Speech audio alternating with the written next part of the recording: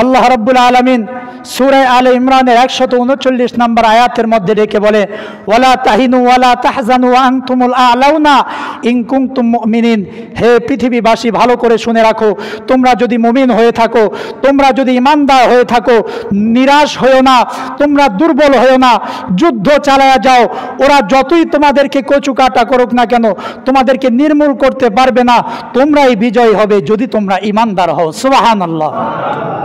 মুসলিম শরীফের 6353 নম্বর হাদিস, রাসূলুল্লাহ সাল্লাল্লাহু আলাইহি ওয়াসাল্লাম বলেন, আল মুসলিমুনা কারাজুলিন ওয়াহিদিন ইনিস্তাকা আইনুহু ইস্তাকা কুল্লুহু ওয়া ইনিস্তাকা রাসুহু ইস্তাকা কুল্লুহু। মুসলমান হলো এক দেহ এক প্রাণের মতো। যদি কোনো একটা দেহের চোখে কোনো ব্যথা হয়, পুরো শরীর অস্থির হয়ে যায়, মাথা ব্যথা হয়, শরীর অসুস্থ হয়ে পড়ে। আল্লাহর নবী বলে, প্রত্যেকটা মুসলমান হলো এক দেহ এক প্রাণ।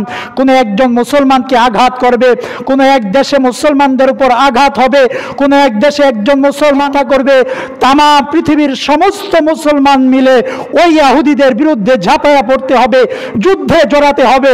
এটাই হলো আমি রসুলের শিক্ষা, এটাই হলো আমি রসুলের বার্তা। অতএব গাজাকে মুসলমানরা রক্ষা করার জন্য চেষ্টা করছে, ইহুদিরা ধ্বংস করে দেওয়ার জন্য চেষ্টা করছে। আন্তর্জাতিক ফতুয়া বিভাগের ফতুয়া বোর্ড অনুযায়ী ফতুয়া আসছে এদের বিরুদ্ধে, ইসরায়েলের বিরুদ্ধে যুদ্ধ করার জন্য যার যতটুকু সামর্থ্য আছে ততটুকু সামর্থ্য নিয়ে ময়দানে ঝাঁপিয়ে পড়া এই মুহূর্তে সবচেয়ে বড় ফরজ।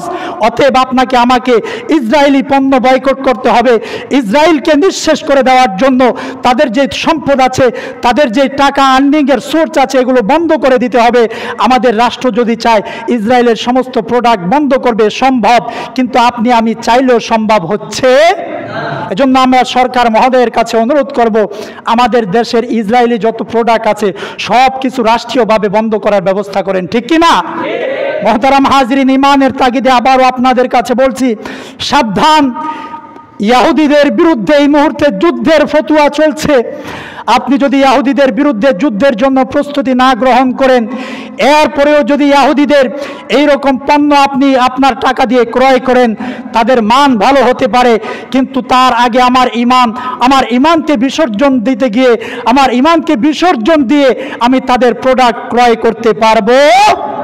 এজন্য ইসরায়েলের কোনো প্রোডাক্ট আপনারা গ্রহণ করবেন না।